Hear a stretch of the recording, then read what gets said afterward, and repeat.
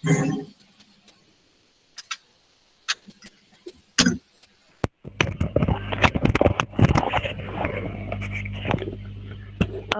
Assalamualaikum warahmatullahi wabarakatuh. Di sini perkenalkan kami dari kelompok 6 akan mempresentasikan mengenai manajemen rantai pasok dari PT Prima Rasa Mandiri. Di sini kami ada beranggotakan 4 orang yang terdiri dari Vina, NIM 9, Novita, NIM 10, Iin, NIM 15, dan saya sendiri Yolanda, NIM 17. Selanjutnya akan dijelaskan oleh Mbak Vina.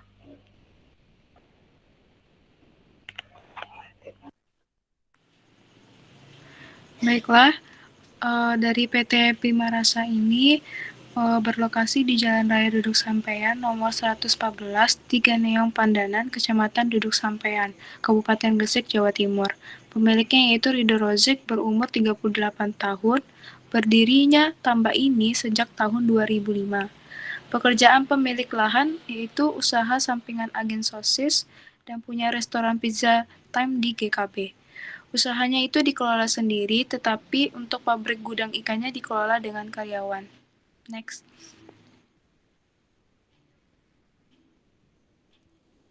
Untuk proses bisnisnya, dimulai dari pembeli melakukan PO. Jika stoknya tersedia, maka dilakukanlah pengambilan ikan dan udang, lalu melanjutkan ke pencucian udang dan ikan, serta pengecekan kelayakan. Jika stok tidak ada, maka diarahkan untuk menunggu. Dari hasil pengecekan kelayakan tadi, dilihat jika ikan dan udang itu sehat atau tidaknya. Jika sehat, maka dilakukanlah penyortiran sesuai dengan ukuran. Lalu dilanjutkan dengan penimbangan dari udang dan ikan. Lalu dimasukkanlah ke loyang dan dimasukkan ke ABF, maka lalu langkah selanjutnya yaitu packaging. Selanjutnya akan dilanjutkan oleh Novita.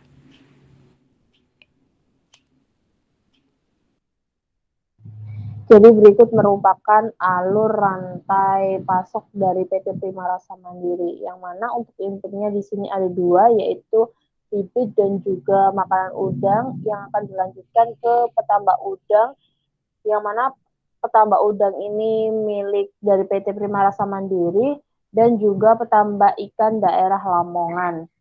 Nah, untuk 80% yang mana untuk kondisi ikannya itu masih hidup dan juga segar, dan 70% kondisinya udang juga masih hidup dan juga segar, yang mana dijual langsung ke pabrik PT Prima Rasa Mandiri yang diolah menjadi produk ikan segar dan juga bersih, dan juga udang yang bersih dan juga segar.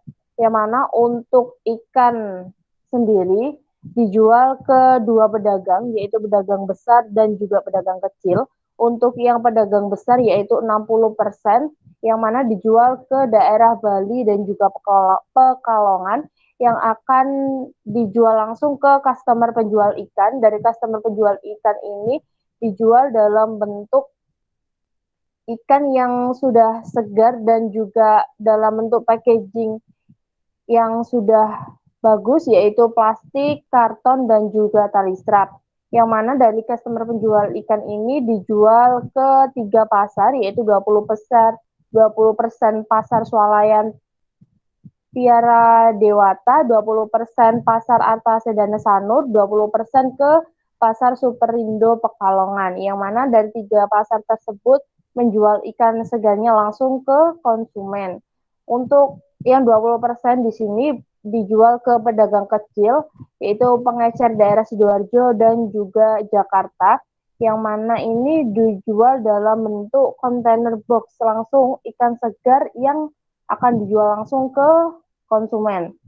Sedangkan untuk yang udang yang segar dan juga bersih di sini dijual langsung ke pedagang besar dengan persenan 30%, 30% langsung ke ekspor, 10% ke pedagang kecil, dan untuk yang 30% pedagang besar ini dijual ke daerah Bali dan juga Pekalongan, yang mana langsung dijual ke customer penjual udang, sama seperti dengan ikan bersih tadi, yaitu dalam bentuk packaging udah berupa plastik, box, dan tali strap, dijual ke 3 pasar, yaitu 10% ke pasar Seni Kumbasari, 10% ke pasar Artasa dan Sanur, 10% ke Superindo Pekalongan, yang mana dari ketiga pasar tersebut menjual udang segar langsung ke konsumen.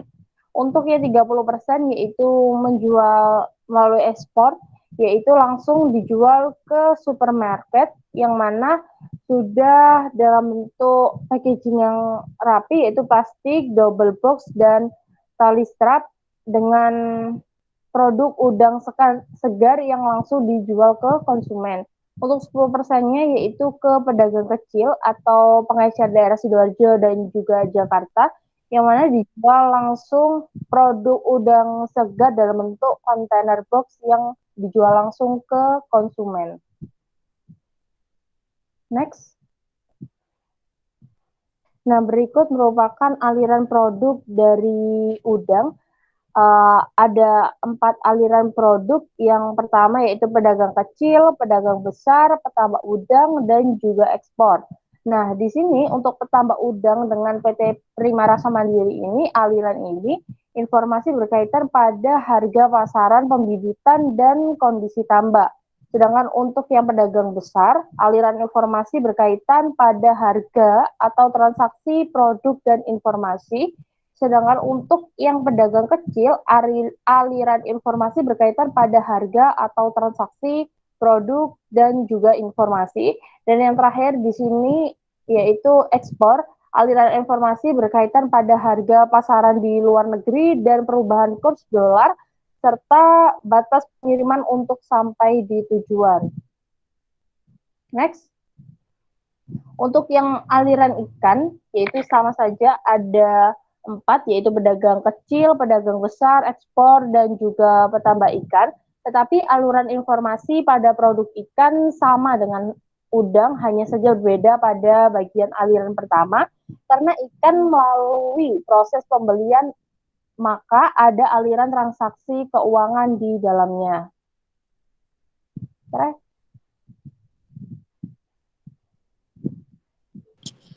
Baik, selanjutnya pada tahap procurement. Di sini yang pertama ada alur pembelian udang. Untuk alur pembelian udang, di sini ada 5 stakeholder, yaitu ada administrasi, pengadaan, petambak, bagian gudang, dan supplier. Untuk yang pertama ini dimulai dari bagian administrasi. Di sini administrasi membuat purchase requisition. Di sini jangka waktunya selama 1 hari, kemudian akan dikirimkan data tersebut ke bagian pengadaan. Dari bagian pengadaan sudah menerima data, maka akan dicek apakah data itu sudah lengkap atau belum. Jika belum lengkap, maka akan menginformasikan kembali ke bagian administrasi. Kemudian di bagian administrasi akan memperbaiki data tersebut paling tidak 1 hari. Kemudian jika data tersebut sudah benar, maka akan membuat purchase order. Selanjutnya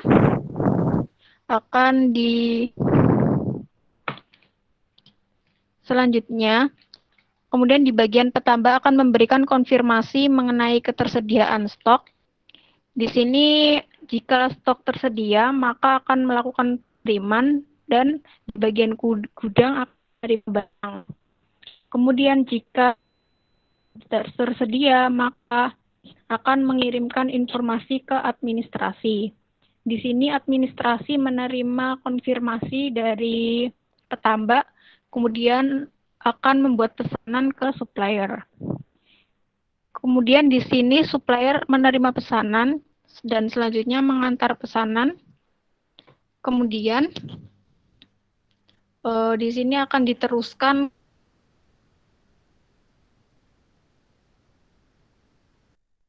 di sini administrasi akan menerima barang dan melakukan. Untuk selanjutnya yaitu alur pembelian ikan. Di sini alur pembelian ikan hampir sama seperti alur pembelian udang, hanya saja berbeda di bagian petambak. Di sini pada alur pembelian ikan tidak ada bagian petambaknya.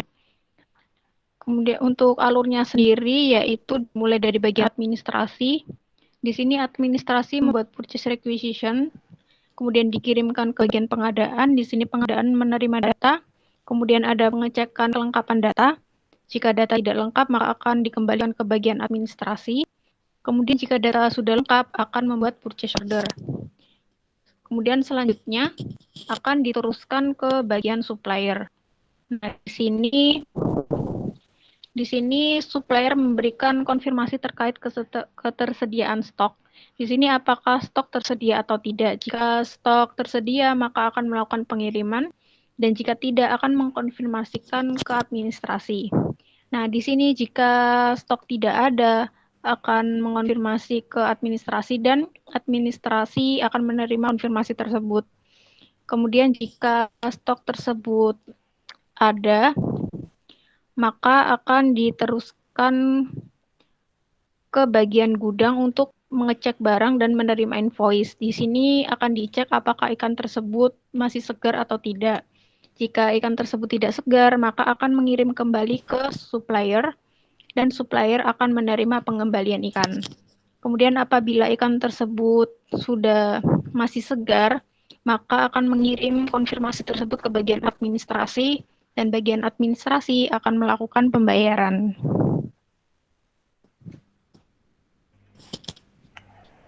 Baik, selanjutnya adalah analisis kriteria pembelian. Di sini tujuannya adalah untuk mengetahui beberapa kriteria yang dianggap penting oleh PT Prima Rasa Mandiri.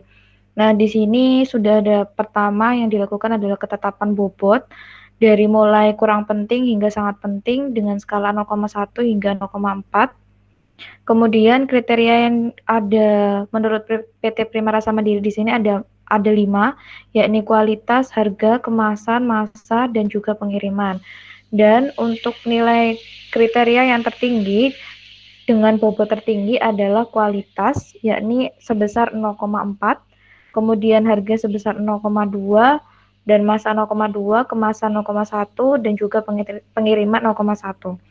Untuk kualitas dan juga kemasan di sini merupakan benefit atau biasanya merupakan sebuah keuntungan bagi perusahaan, sedangkan untuk harga dan masa dan pengiriman merupakan keterangan dalam hal cost atau keuangan. Next. Untuk selanjutnya adalah analisis alternatif pembelian. Di sini ibaratkan bahwa adalah PT Prima Rasa Mandiri sedang melakukan pemilihan supplier, yakni ada supplier 1 hingga supplier 3, dengan memperhatikan beberapa kriteria yang sudah disebutkan tadi. Di sini untuk angkanya merupakan data yang dummy, seperti itu, dan kita menggunakan metode SAW atau untuk perhitungannya kita menggunakan simple average weighted, seperti itu. Kemudian next. Dan di sini selanjutnya adalah melakukan penentuan pembaginya. Dari hasil pembagi itu nanti akan dilakukan normalisasinya. Nah, untuk normalisasi di sini rupanya terdapat satu nilai dari beberapa kriteria harga, kemasan, masa, dan juga pengiriman, seperti yang dilihat di sini. Kemudian untuk keterangan pembaginya di sini merupakan penentuan nilai pada setiap kriteria dari hasil data asumsi tadi. Kemudian ketika kriteria bernilai benefit, maka pembagi akan mengambil data secara maksimum. Tapi ketika nilai kriterianya merupakan cost, keterangannya, maka pembagi akan mengambil data secara minimum dengan hasil normalisasi pada tabel normalisasi. Kemudian next. Untuk hasilnya, di sini dapatkan bahwa ternyata supplier 2 mendapatkan hasil tertinggi, yakni sebesar 1,45. Sehingga dari kasus ini, PT Prima Rasa Mandiri dapat memilih supplier 2 untuk mendapatkan hasil yang menguntungkan bagi perusahaan.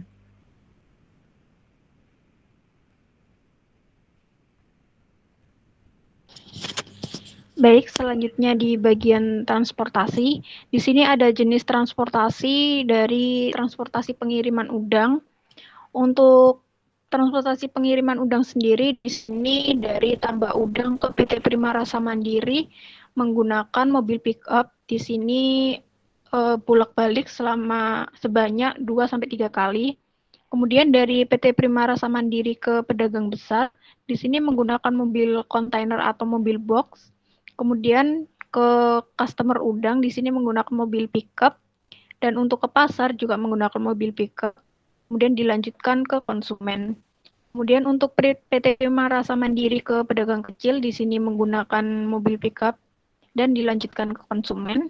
Kemudian untuk yang ekspor, di sini menggunakan pesawat.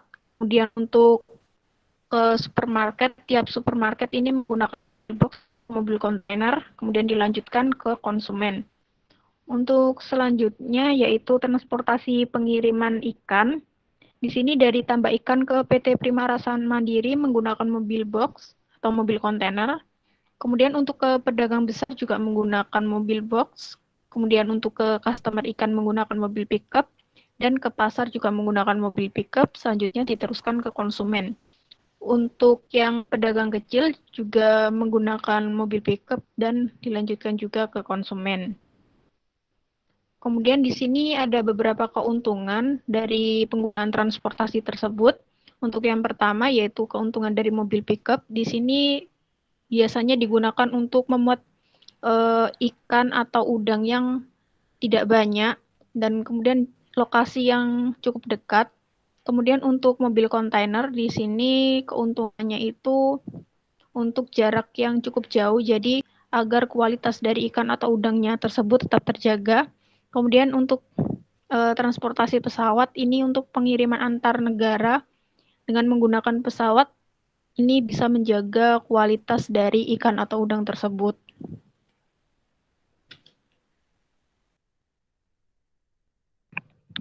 Jadi berikut merupakan output dari udang sendiri yang mana yang berawal dari supplier yang berupa bibit udang yang unggul langsung masuk ke bagian petambak udang yang mana petambak udang ini milik sendiri dari PT Prima Rasa Mandiri yang menghasilkan udang hidup yang dijual langsung ke PT Prima Rasa Mandiri yang sudah diolah, diproduksi menjadi udang bersih dan juga segar yang langsung dijual ke pedagang besar, pedagang kecil, dan juga ekspor. Dari ketiga tersebut langsung dijual ke konsumen dalam keadaan udang segar dan sudah di packaging. Next.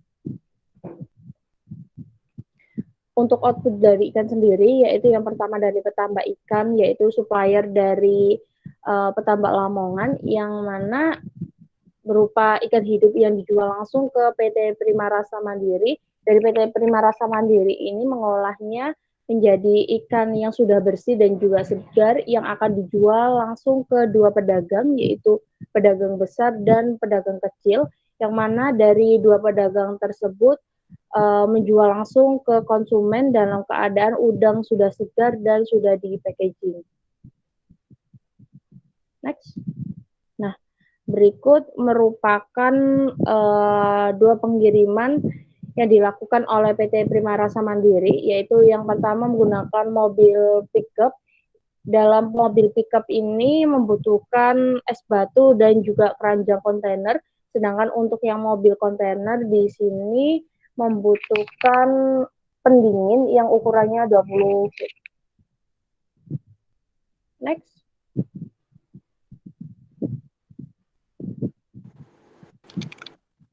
Untuk estimasi jarak udang, yang pertama dari Petambak ke PT Prima Rasa Mandiri itu berjarak 0 km karena lokasi dekat dengan perusahaan. Sedangkan PT Prima Rasa Mandiri ke pedagang besar di daerah Bali berjarak kurang lebih 408 km dari kota Gresik. Sedangkan di daerah Pekalongan berjarak kurang lebih 450 km dari kota Gresik. Untuk dari PT Prima Rasa Mandiri ke pedagang kecil di daerah Sidoarjo berjarak kurang lebih 48 km dari Gresik. sedangkan di daerah Jakarta berjarak kurang lebih 800 km dari kota Gresik. Untuk PT Prima Rasa Mandiri ke ekspor ke beberapa negara di luar negeri seperti Panama, Sri Lanka, Kolombo, dan Myanmar. Next.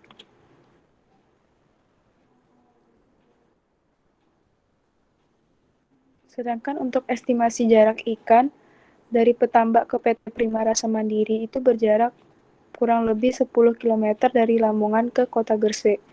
Sedangkan PT Prima Rasa Mandiri ke pedagang besar di daerah Bali berjarak kurang lebih 408 km dari kota Gresik.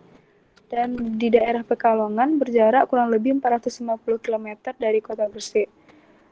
Dari PT Prima Rasa Mandiri ke pedagang kecil di daerah Sidoarjo berjarak kurang lebih 48 km dari kota Gresik. Sedangkan di daerah Jakarta berjarak kurang lebih 800 km dari kota Gresik. Next. Untuk biaya pengiriman semua ditanggung oleh pihak customer. Tetapi ada perjanjian apabila ada ikan yang dirasa busuk dan kurang segar, akan ada pengembalian sebesar 15% untuk uang pengiriman. Next.